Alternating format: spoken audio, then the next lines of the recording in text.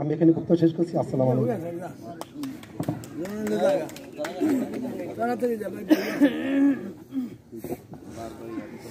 প্রিয় সংগ্রামী সাথী ও বন্ধুগণ, এখন আপনাদের সামনে একটি সঙ্গীত পরিবেশনা করবেন জনাব জালাল আহমেদকে একটি সঙ্গীত পরিবেশনা করার জন্য।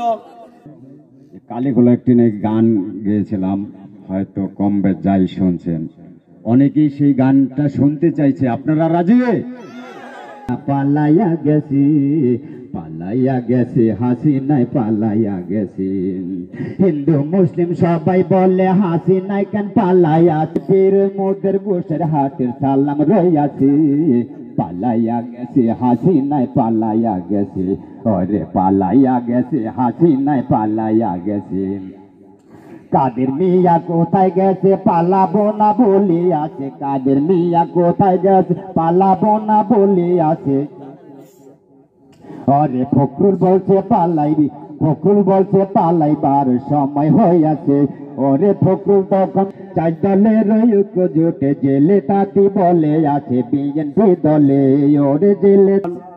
হে মহান বাংলার বীর, স্বাধীনতার ঘোষক শহীদ প্রেসিডেন্ট জিয়াউর রহমান, প্রিয় সংগ্রামী সাথী ও বন্ধুগণ, আপনাদের মনে রাখতে হবে আজকের এই আলোচনা সভা এবং এই দোয়া হচ্ছে 1971 সালের যারা রক্তের বিনিময়ে 50,000-এর অধিক বাংলাদেশের সাধারণ কৃষক, কুমার, চাষা, চাষী এদের হত্যা করেছে, মা বোনদের ইজ্জত লুণ্ঠন করেছে, তাদের স্মরণে আজকের এই আলোচনা এবং এই দোয়া অনুষ্ঠান।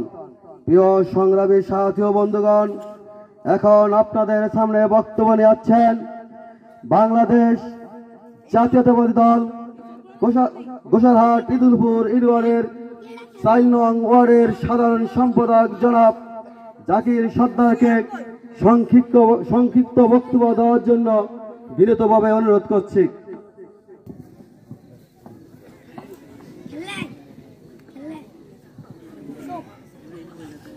বিসমিল্লাহির রহমানির রহিম।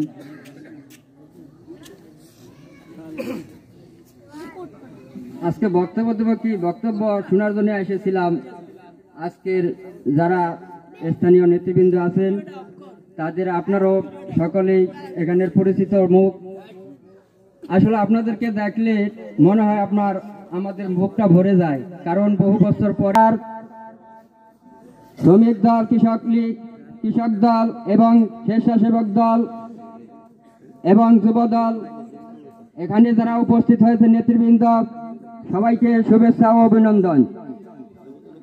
আজকের এই বিজয় দিবস উপলক্ষে আমরা যে আলোচনা রেখেছি বা শুনেছি, আমাদের সকলকে উপস্থিতভাবে জানতে হবে এবং বুঝতে হবে যে এই বিজয় দিবস বিগত দিনে আমরা কোনোদিনই এইভাবে আজকে যেই দিনগুলি পালন করতে পারেছি সেই দিনগুলি কিন্তু সেইভাবে পালন করতে পারি নাই।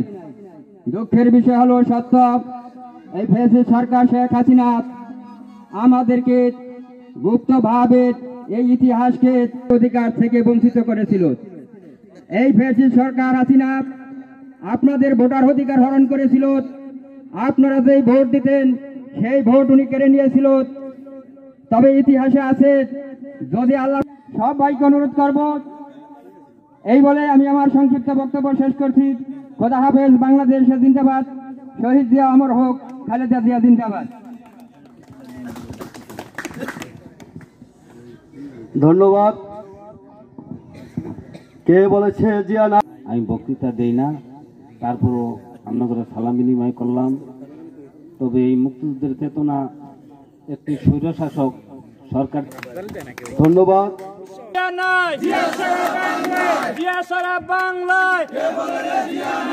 এক জিয়া লুকান্তরে, লক্ষ জিয়া ঘরে ঘরে, ঘরে ঘরে, এক জিয়া লুকান্তরে, তুমি আলো, ঘরে ঘরে জালো, অ্যাকশন অ্যাকশন, এই ছাত্রলীগের বিরুদ্ধে, আওয়ামী লীগের বিরুদ্ধে, এই আজকের এই দিনে জিয়া তোমায় মনে পড়ে। এই বাংলার জমিনে এই বাংলাদেশে ওই পরাজিত শক্তি আওয়ামী লীগের দোসরদের আর অবস্থান থাকবে না। আজকের এই বিজয়ের দিনে রাষ্ট্র হিসেবে একটি ব্যর্থ রাষ্ট্র হিসেবে পরিণত করার অপচেষ্টা চালিয়ে যাচ্ছেন। আপনারা এখনো সময় আছে, সাবধান হয়ে যান। যদি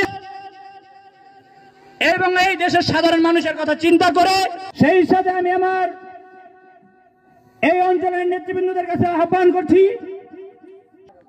এদেশের মানুষ যারা দীর্ঘদিন যাবৎ অধিকার থেকে বঞ্চিত হয়েছেন, তাদের অধিকার, তাদের 2024 সালে এই দেশ দ্বিতীয়বার স্বাধীন করেছে, তাদের বিদায়ী আত্মার মাগফিরাত কামনা করছি।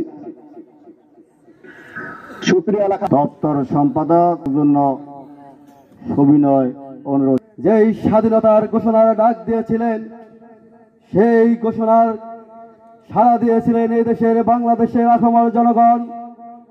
সেদিন 30 লক্ষ রক্তের বিনিময়ে অর্জিত হয়েছিল এই সোনার দেশ। সেই শহীদের স্মরণে, রক্ত মাখা শহীদের স্মরণে যারা শহীদ হয়েছিলেন, তাদের এই স্মরণে আজকের এই আলোচনা সভার এবং দোয়া মাহফিলের সম্মানিত সভাপতি, প্রধান অতিথি, বাংলাদেশ জাতীয়তাবাদী দল গোসাইরহাট পৌরসভার বিএনপির সংগ্রামী সভাপতি, 81 সালে শহীদ প্রেসিডেন্ট জিয়াউর রহমানকে হত্যা করার পরে যার হাতে এদেশের দায়িত্ব নিয়েছিলেন, সেই আপনার আমার প্রাণের নেত্রী, দেশ নেত্রী বেগম খালেদা জিয়া। এই সালে দায়িত্ব নেওয়ার পর থেকেই এরশাদ বিরোধী 2025 সালে 2024 সালের 5ই আগস্ট এবং 4ই আগস্ট যেসব ছাত্র ছাত্রী ভাই বোন এবং আমরা যারা সাড়া দিয়েছিলাম, ছাত্র দলের এবং অন্য অন্য সংগঠনের নেতৃবৃন্দ যারা সাড়া দিয়েছিল এই স্বৈরাচারীর বিরুদ্ধে, সেদিন যারা শহীদ হয়েছে তাদের আত্মার মাঠে সংক্ষিপ্ত বক্তব্য শেষ করছি। মুতুকাসিন কুল্লু নাসিন শারিবু रब्बना या रब्बना तूने हमको सही राह में सला, तूने मुझको हक्कानी आलिम बना, तूने हमको सही हाफिज बना, तूने हमको सही मुस्लिम बना। रब्बुल आलमीन, हे मौला करीम, हे আসমানের মালিক, হে জমিনের মালিক, তুমি তো জানো খানবাড়ি জামে মসজিদের মাঠ প্রাঙ্গণে